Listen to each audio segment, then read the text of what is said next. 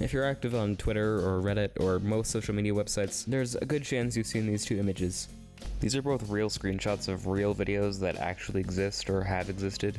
The first one, which gained popularity sometime in 2018, is about pedophiles.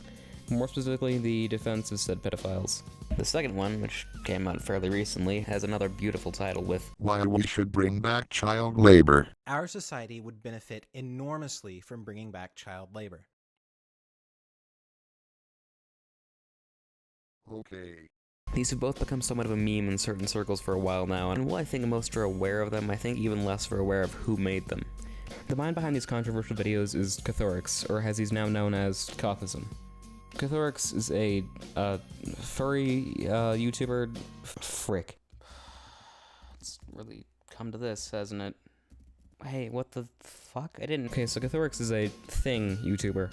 He's about 30 years old and originally started making gaming content on YouTube before moving on to what most may call commentary type content.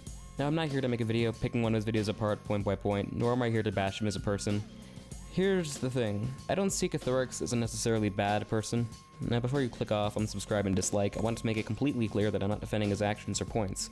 But I also want to make it clear that I don't hate him as a person, and by extension, the entire furry fandom.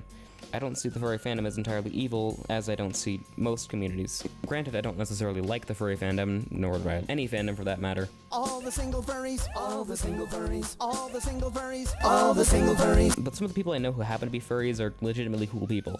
I try not to let the awful sense of fandoms ruin the entirety of it as a whole. That said, it's not black or white, either. Where Kothorix falls in the spectrum, for lack of a better term, is hard to judge. In short, this video is not a defense of Kothorix's actions, nor to say that he's not a weird-ass dude. Alright, so I should probably talk about the most recent one first, just to clear things up a bit. This video is a joke. Fortunately, he doesn't actually think that we should bring back child labor. Maybe if we can get 100,000 signatures, we can bring it to President Trump's attention. I feel like he's the right person for this, someone who I know would really listen to it, and that's... My sweet summer child, you are treading on sensitive subject matter. Please cease and refrain from any divisive opinion. Okay, but aside from that, it's pretty obvious in hindsight. However, the older one, in defense of pedophiles, is not a joke, sadly. I've heard some say that the video, or at least the title, are jokes, but from what I can tell, this isn't the case. I'm about 99.9% sure that this video is completely serious. So, what's the actual video like? Unfortunately, the video was taken down after the controversy that obviously came from a video called In Defense of Pedophiles, so the only thing I can really use is a mirror upload. Now, in his pedophile video, he makes 3 main points, or at least 3 that stood out to me. The first point he makes, and what I would say is the main point of the video, is that people who are pedophiles but don't act on their feelings shouldn't be seen as monsters and should be accepted, which, personally, I disagree with. While yes, sexuality isn't a choice, pedophilia is not a subject that should be treated as a sexual preference the same way being gay or lesbian is. A man and child, or woman and child, is not in any way equivalent to 2 consenting adults engaging in a relationship or intercourse. People who think it is equivalent need legitimate mental help. But I digress. He then goes on to talk about, in his own words, pedophiles by technicality. That is someone like a 20-year-old having sex with a 16-year-old. This leads into his third point, where he talks about the age of consent.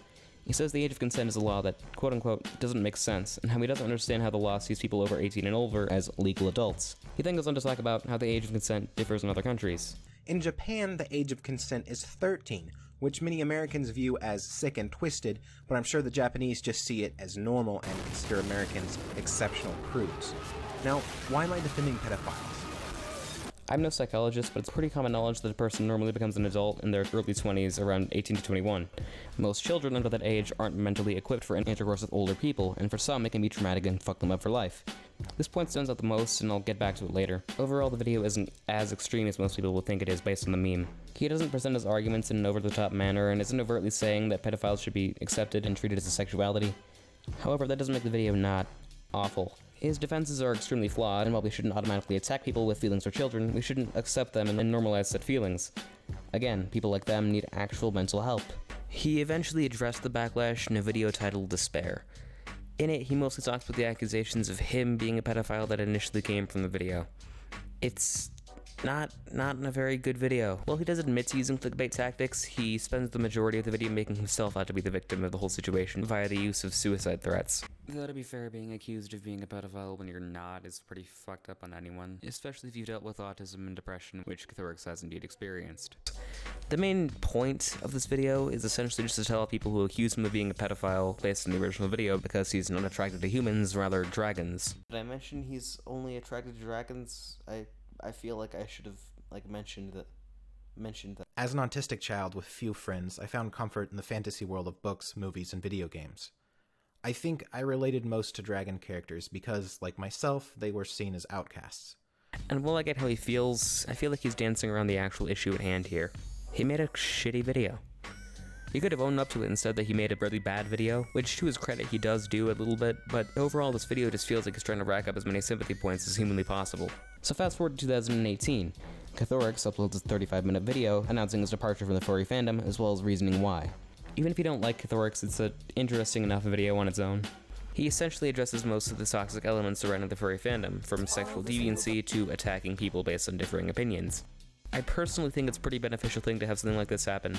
Having a larger profile member, or ex-member in this case, expose many of the flaws and issues commonly ignored inside the fandom itself. Though then again, I'm not in the furry fandom, so I myself cannot tell you how accurate it is. Now in it, he mentions sexuality in the furry fandom, more specifically pedophilia and zoophilia. He says that when he was young and getting into the community, he was in contact with older men masquerading as girls and engaging in sexual roleplay over the internet. When I first joined the community about 15 years ago, I was 14 years old.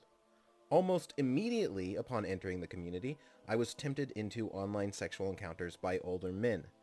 They do things like roleplay cuddling to groom me into getting used to increasingly sexual situations. It would start with sexual roleplay with their characters, but eventually led to talk about sex in real life, culminating in wanting to meet up for real-life sex. I was always smart enough to tell them no, which usually led to an argument, anger, and the ending of the friendship.